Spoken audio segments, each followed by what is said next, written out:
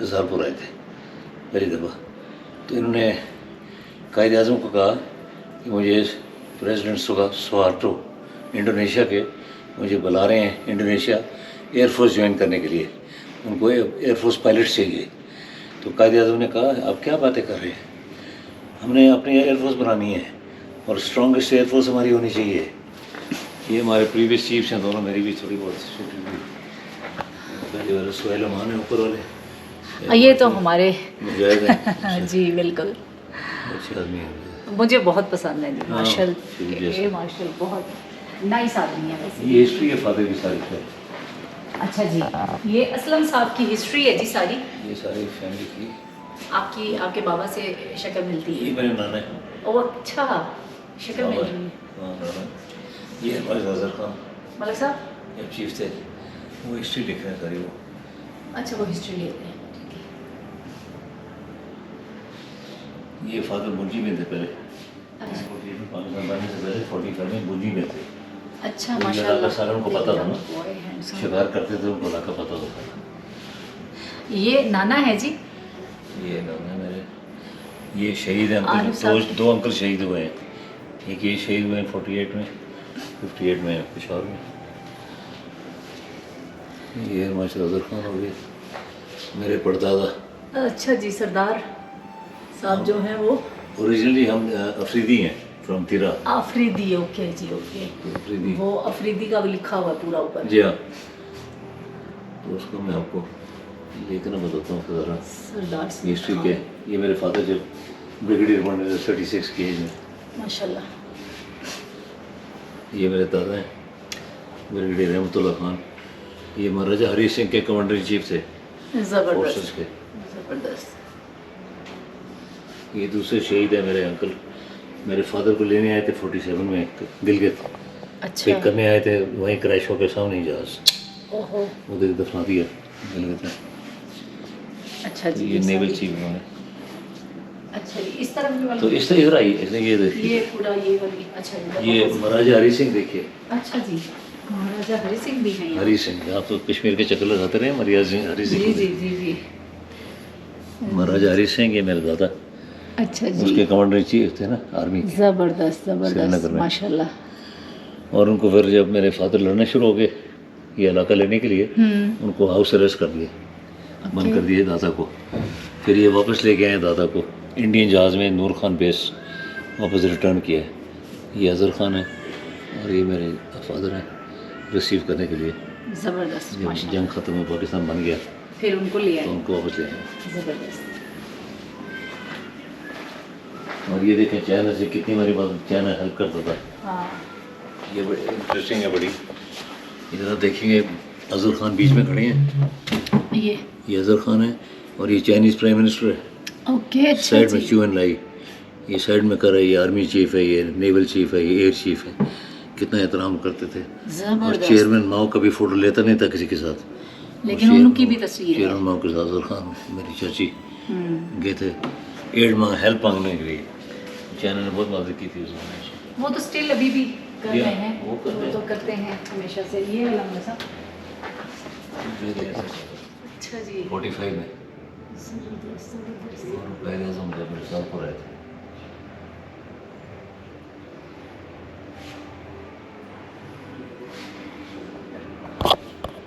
Cross, ये second highest British award है।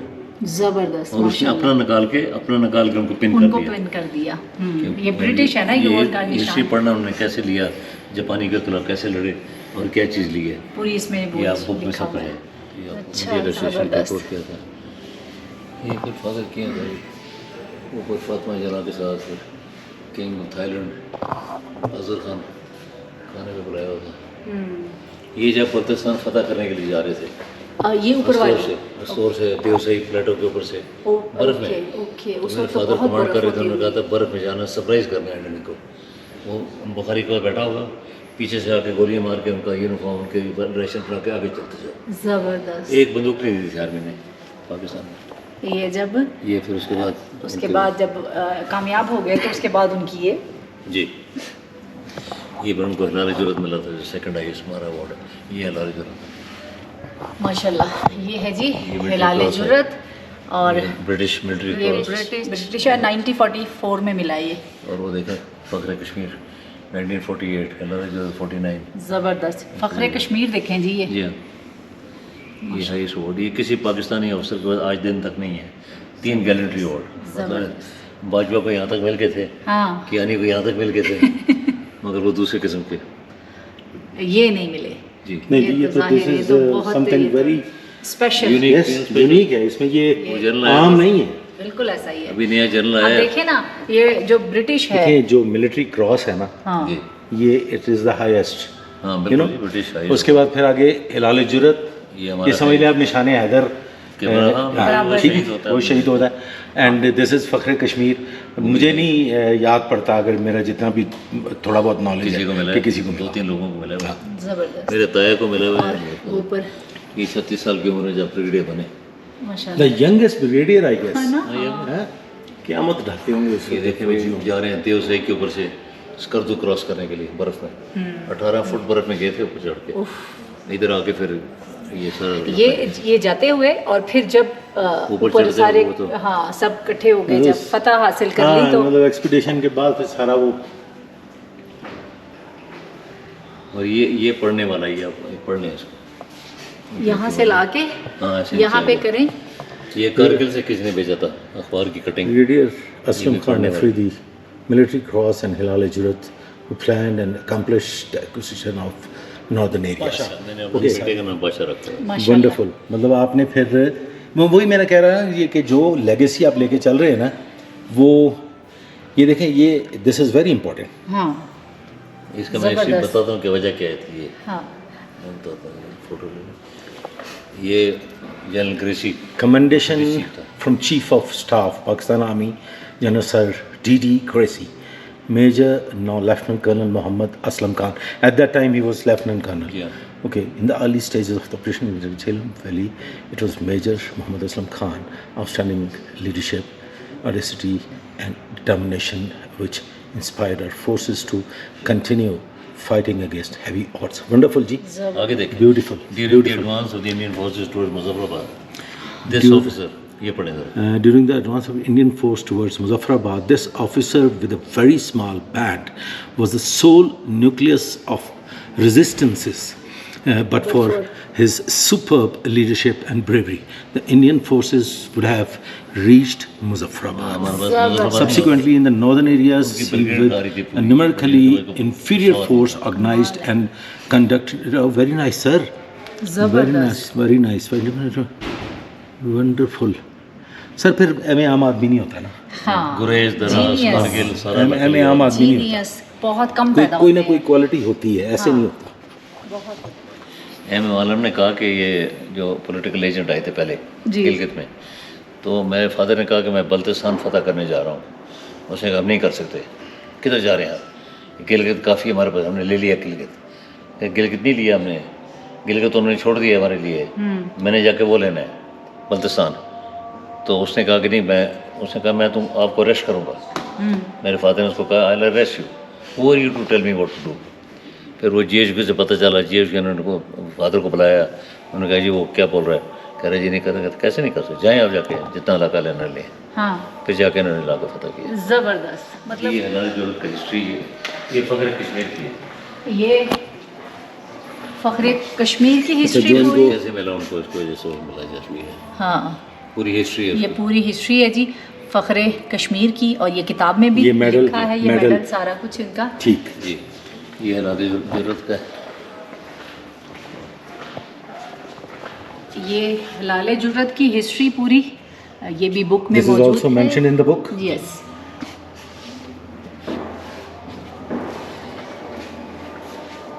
बाकी सारी हिस्ट्री जो है डिफरेंट हो है।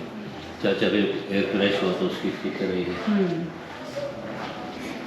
February 1948, 1948 first fatal air crash at Gilgit.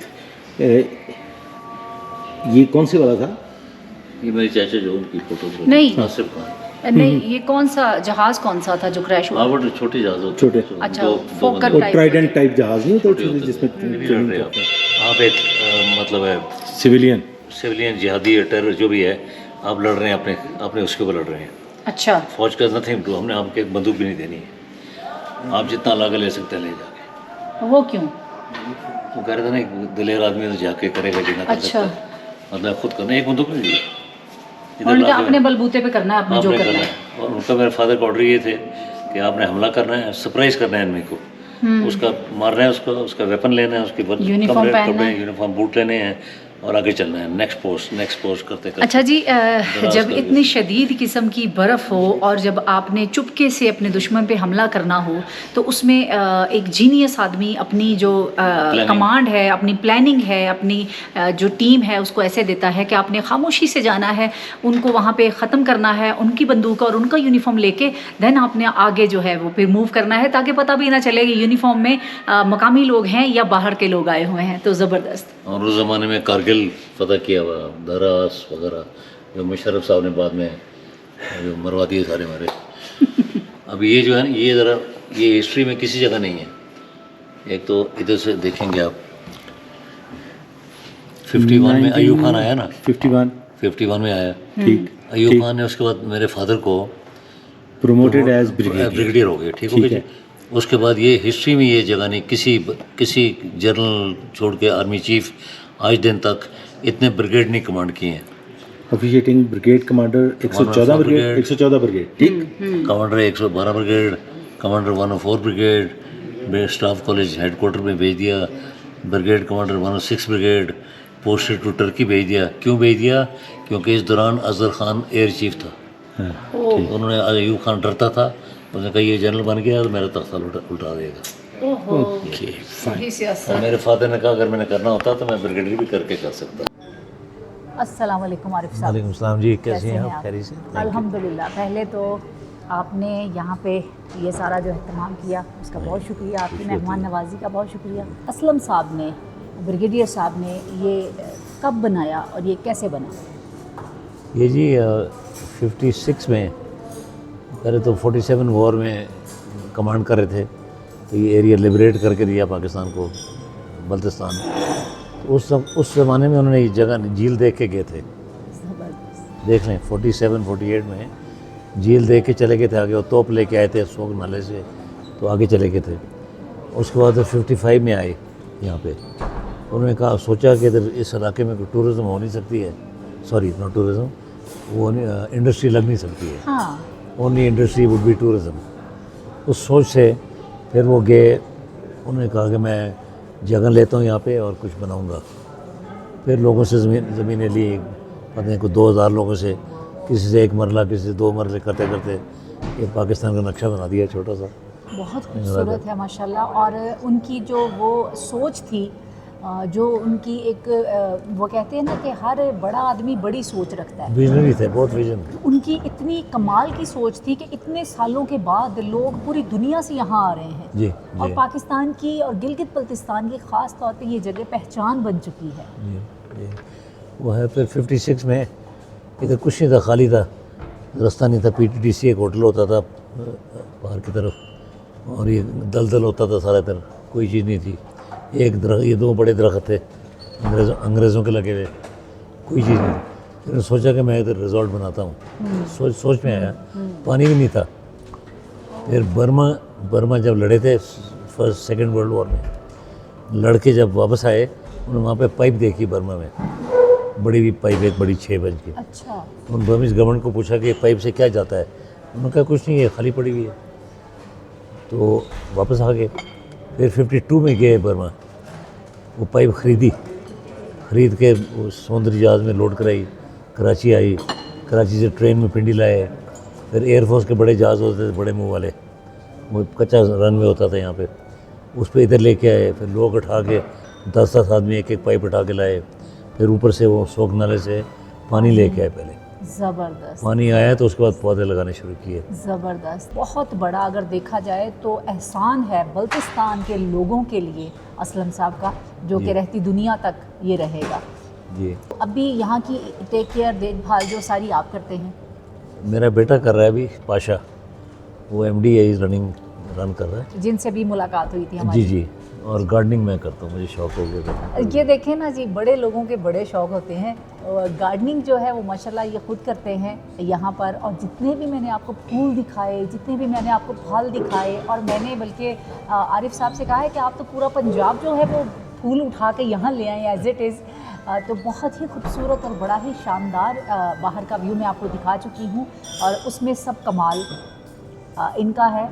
और यहाँ की जितनी भी इंतज़ामिया है वो कम से कम 100-150 लोग हैं जो इनके बागात को, इनकी घास को, इनके फूलों को, इन सारी जगहों को जो है वो साफ़ सुथरा रखते हैं, और उनकी बहुत मेहनत शामिल है। और उनके साथ साथ नंबर 1 पे इनकी मेहनत शामिल है कि सैल्यूट है सर आपको कि आपने इतने जंगल में मंगल बना के बैठे हुए हैं। काफ़ी लोग बाहर के फॉरेनर्स भी आके कहते हैं कि हमने ऐसी जगह दुनिया में नहीं देखी है। 1983 में रिजॉर्ट खुला था, तो चंद कमरे बने थे, फिर आस्ते आस्ते बढ़ाते गए। अभी हम इसको हर साल अपग्रेड करते रहते हैं, रूम्स को, कमरे और बना लिए हैं। मगर अभी भी कमरे कम हैं क्योंकि ये बिल्कुल बुक हो जाता है ईद के बाद, और रूम नहीं मिलता यहाँ पे। तो अभी और होटल भी आ रहे हैं, काफ़ी सारे होटल बन रहे हैं, मगर हमें फ़र्क नहीं पड़ता, वो हमारे पास ही आते हैं फिर खाना खाने या एक रात रहने के लिए। बिल्कुल ऐसा ही है। और जो भी स्कर्दू बल्तिस्तान आता है उसकी पहली कोशिश होती है कि वो शंग्रीला आए। अच्छा, मेरा अगला सवाल ये है कि मैंने स्कर्दू में और बल्तिस्तान में और गिलगित में भी बहुत सारे होटल्स देखे हैं जो अच्छे खासे एक्सपेंसिव हैं, और ये एनवायरनमेंट भी नहीं है। और अभी जब मैंने रिसेप्शन से पूछा कि आपकी जो स्टार्टिंग है वो 28 से है, हाई रेट वाले तो बहुत कम लोग होते हैं, गिने चुने बिजनेसमैन या कुछ लोग बाहर से जो आते हैं, तो यहाँ पर ज़्यादा जो हमारी कम्युनिटी है वो है लो लेवल पे या मिडल में। तो आप कैसे ये सारा कुछ जो है वो मैनेज करते हैं? हमने मुख्तलिफ रेट रखे हुए हैं, मुख्तलिफ स्वीट्स हैं, उनके यहाँ भी रेट्स भी अलग ही होंगे। स्टार्ट होते हैं 35,000 से हमारे। अच्छा, तो 2.5 लाख तक जाते हैं। हाँ, वो मैंने अभी देखा। वो फिर ज़रा खैर चलता 6-7 महीने, बाकी टाइम होटल खाली, फिर 4 महीने बंद रहता है विंटर्स में। उसमें से 50% स्टाफ को हम सैलरी देते रहते हैं, घर जाएं, काम करें, नौकरी जहाँ मर्जी करें, मगर भी पे दें। अच्छा, और वही लोग फिर वापस आते हैं नेक्स्ट ईयर। ज़बरदस्त। नहीं तो हर साल नए आदमी ढूंढो, फिर ट्रेनिंग नहीं होती है, फिर सेट नहीं होता। तो हमारा स्टाफ टीम, किचन का स्टाफ खासकर जो है वो 6 साल से हमारे साथ है। आरिफ साहब, मेरा एक और सवाल है कि यहाँ पर जहाँ आपने सब कुछ नेचुरल रखा हुआ है, हर चीज़ जो है वो यहाँ आके आपको कुदरत के करीब ले जाती है, वहीं पर कंक्रीट, सरिया, पत्थर, बजरी, बाहर बहुत सारे रिजॉर्ट बन रहे हैं, रेस्टोरेंट बन रहे हैं, हट्स बन रहे हैं, तो उनके बारे में क्या कहेंगे? उनसे ये यहाँ का एनवायरनमेंट क्या ख़राब नहीं होगा? ऑलरेडी ख़राब हो गया है जी, अभी तो स्टार्ट ही हुआ है और बहुत ख़राब हो जाएगा, क्योंकि इधर प्रॉब्लम ये है कि लोगों को रोज़गारी मिल रही है, ठीक है, गेस्ट हाउसेस बना रहे हैं बहुत सारे, मगर एक तो क्लीनलीनेस नहीं है, गवर्नमेंट भी कुछ, एडमिनिस्ट्रेशन करती कुछ नहीं है, बिल्कुल लीस्ट बॉदर्ड, बहुत ज़रूरी है। दूसरा भी एक बड़ी बुरी चीज़ आ गई है, लैंड रिफॉर्म्स आ गए हैं। लैंड रिफॉर्म बल्कि ख़त्म ही कर दिए इन्होंने, ताकि जिसकी ज़मीन है उसी की ज़मीन है, वो लड़ता रहे आपस में, वो सिर्फ कमिश्नर उसका फैसला करेगा ज़मीन का। उससे ये हो रहा है कि वो किसी को भी बेचें। अभी वो जो किसी को बेचें हैं तो वो फिर क्या बनाएगा यहाँ। हम तो कोशिश कर रहे हैं यहाँ शंगरला के दाएँ बाएँ जो बन गए हैं, अभी बन गए हैं, इसके बाद हम बंद करवा देंगे यहाँ पे, बिल्कुल। ये बहुत अच्छी रूल बात पास है। करवाएंगे, बंद करा देंगे कंस्ट्रक्शन। सबसे जो अहम सवाल है और आखिरी सवाल है वो ये है कि बहुत सारे लोग यहाँ आते हैं, जैसे कल मुझसे एक खातून मिली, वो दुबई से थी, उन्होंने कहा मेरे पास नेशनल कार्ड हैं सारे, तो क्या मुझे यहाँ पर कार्ड की सहूलत या एटीएम की सहूलत मिलेगी? तो मैंने कहा सॉरी, ऐसा तो नहीं है, उसके लिए आपको all the way Skardu city जाना पड़ेगा। तो उसके लिए मैं आपको कहूँगी किंग ऑफ द कचूरा, तो आप क्या कर रहे हैं उसके लिए? कोई एटीएम मशीन लगवा दें या कोई कार्ड की सहूलत?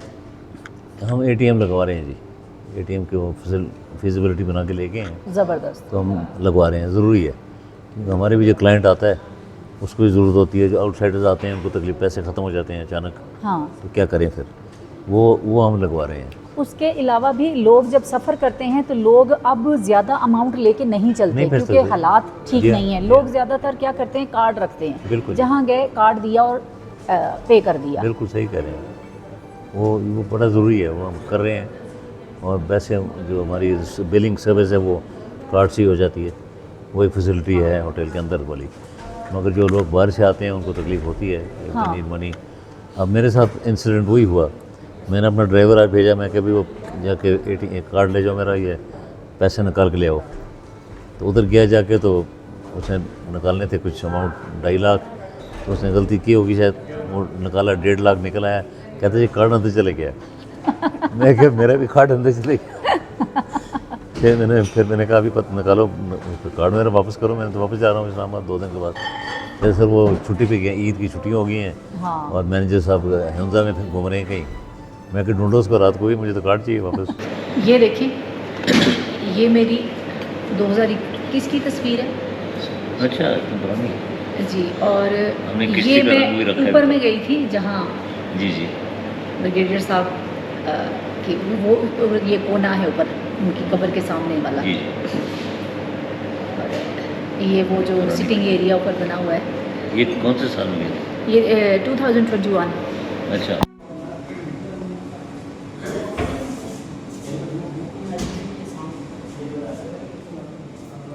ये मेरे लिए फ़ख्र की बात है कि आरिफ साहब अपनी फैमिली बुक जो है वो मुझे दे रहे हैं, और इसमें इनका पूरा ख़ानदान, इनके दादा परदादा, इनके वालिद साहब, इनके चाचा, इनकी फैमिली के सब जो जवान हैं, हमारे मुल्क का फ़ख्र हैं, वो इसमें हैं। और ये मुझे बहुत ही अच्छी लगी है बुक, और मैं इसको पूरी पढ़ूँगी और फिर इसकी जो थोड़ी बहुत मालूमात है आप लोगों से भी शेयर करूँगी।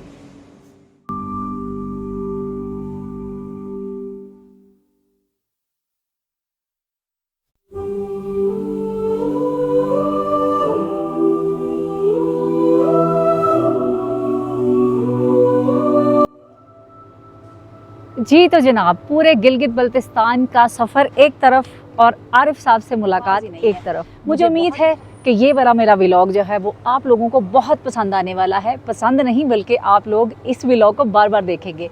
अगर पसंद आए लाइक कीजिएगा, शेयर कीजिएगा, दुआ में याद रखिएगा। आप सबका बहुत शुक्रिया। अल्लाह हाफ़िज़। पाकिस्तान जिंदाबाद।